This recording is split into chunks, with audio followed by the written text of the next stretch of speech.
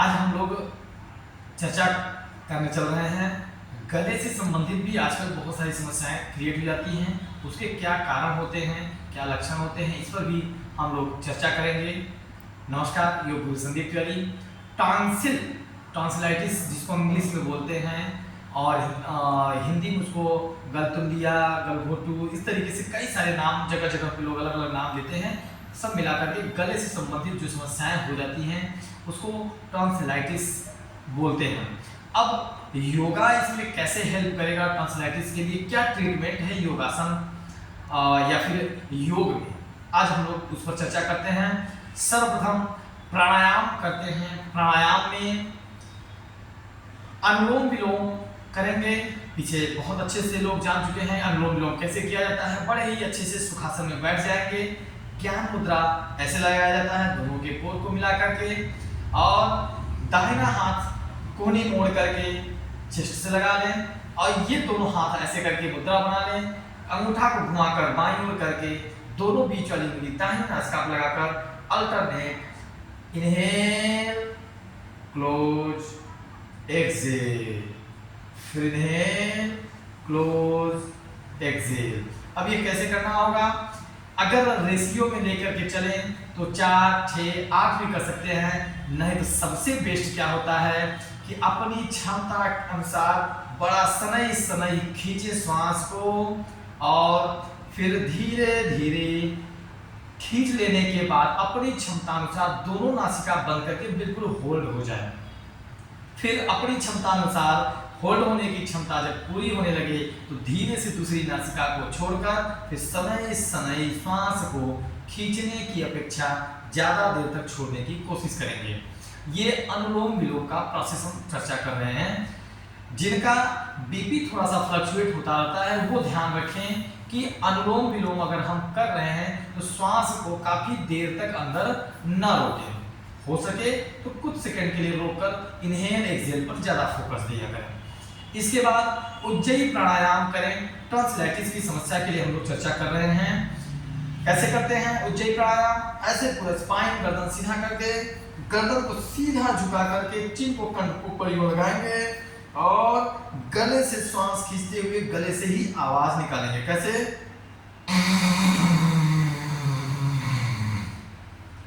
इस तरीके से कम 5 श्वास जरूर करेंगे। घबराने की जरूरत नहीं है। उज्जयी प्राणायाम करते करते धीरे धीरे बेस्ट से बेस्ट होता चला जाता है और आवाज भी अच्छी होनी शुरू हो जाती है। तो आवाज के पीछे न पड़े कि आवाज निकल कैसी रही है, प्रॉपर फोकस करें कि गले से आवाज निकल रही है या नहीं। इसके बाद करते हैं भस्त्रिका क्रिया। भस्त्रिका क्रिया के लिए भी सर्वप्रथम ये वाली दुगनी वाली जो क्रिया होती है इसको भी किया करते हैं।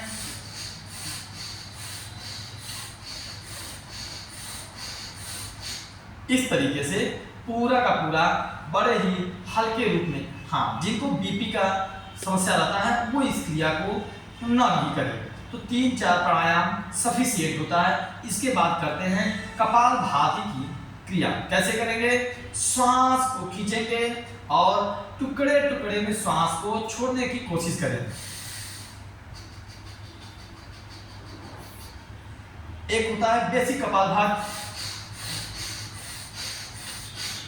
इसको भी कर सकते हैं, लेकिन चर्चा ये होता है कि टॉन्सिलाइटिस किसी को भी हो सकता है, बीपी वालों को भी हो सकता है।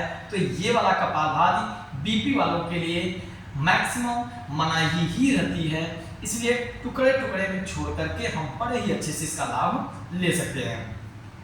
अब इसके बाद हम लोगों को करना क्या होता है, कुंजल क्रिया। कुंजल क्रिया हर समय नहीं, योग शिक्षक के मार्गदर्शन में सीख करके ही किया जाता है। अपने मैक्सिमम पानी पी करके उसको बाहर निकालने की क्रिया होती है। कुंजल क्रिया का एक अलग से क्लास रहेगा, उसमें बेहतर समझाया जाएगा। तो कुंजल क्रिया, ये जानते हैं कुंजल क्रिया भी टॉन्सिलाइटिस के लिए प्रयोग किया जाता है, लेकिन अभी यहाँ पर हम लोग कुंजल क्रिया के प्रोसेस को नहीं चर्चा करेंगे। अब आगे हम लोग करते हैं आसनों पर फोकस। सबसे पहले वज्रासन में बैठ जाएं।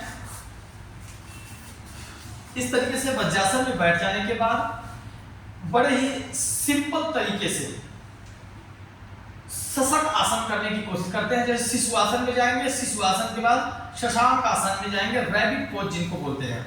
ये हम लोग वज्रासन बन गए, पीछे से मुट्ठा टच रहेगा, एड़ी को फैलाकर कूल्हे को बीच में डाल देंगे नितंब को, और गहरी श्वास खींचें 90 डिग्री से। यू पहले पेट, फिर चेस्ट, फिर चोटी को उतारते हुए यूं ऐसे पूरा शिशुआसन के रूप में हो जाएंगे, और धीरे धीरे यूं ऐसे हाथ को पीछे ले जाकर अपने एड़ी को पकड़ लेंगे।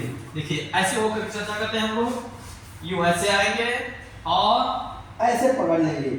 इस तरीके से पकड़ने के बाद यूं ऐसे उठते चले जाएंगे और पूरी तरह से जितना हो सकेगा उतना खींचेंगे, इसको पकड़े रखेंगे इस तरह से।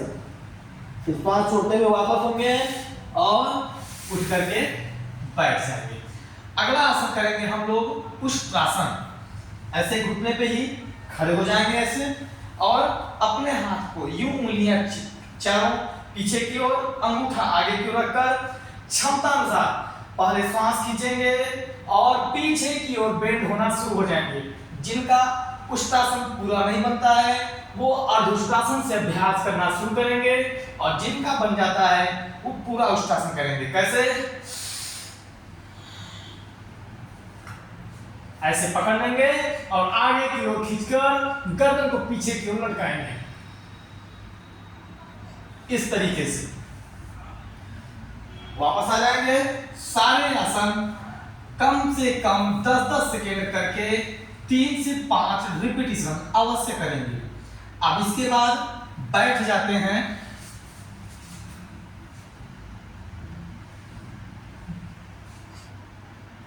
वज्रासन की स्थिति में काफी देर तक बैठे रहने के बाद दोनों आसन पूरा कर लेंगे, तब जाकर के पेट के बल के लेटेंगे। और पेट के बल लेट करके भी एक आसन होता है भुजंग आसन। ऐसे लेट जाएंगे, दोनों पैर पीछे बिल्कुल सटा देंगे, हाथ को चेस्ट के बगल में लगाएंगे, श्वास लेते हुए आगे की ओर बढ़ते हुए यूं ऐसे भुजंग आसन, और श्वास छोड़कर डाउन हो जाएंगे। अब इसको करने के लिए कम से कम शुरुआत में 10 सेकेंड मन में ही गिन करके रुकेंगे, 10 गिनती भी गिन लेंगे, और इसको रिपीट करेंगे मिनिमम 3 टाइम्स। अब इसके बाद हम लोग पीठ के बल होकर के करेंगे। कैसे? पीठ के बल लेट जाएंगे, बहुत ही सिंपल तरीके से ऐसे करेंगे। दोनों पैर मोड़कर कूल्हे के पास लाएंगे और श्वास लेते हुए धीरे धीरे उठते चले जाएंगे। सेतु बंधासन। हाथ को यूं जमीन पर रख सकते हैं, अपने टखने को पकड़ सकते हैं, हाथ को यहाँ भी लगा सकते हैं, जैसे बन सकता है इजी वे में इसको करते चले जाएंगे।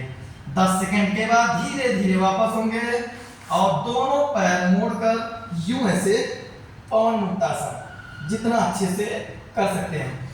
जरूरी नहीं है कि सब लोग घुटना और नासिका एक ही करें, आप ऐसे भी रह सकते हैं, पूरा पेट पर दबाओगे इस तरीके से।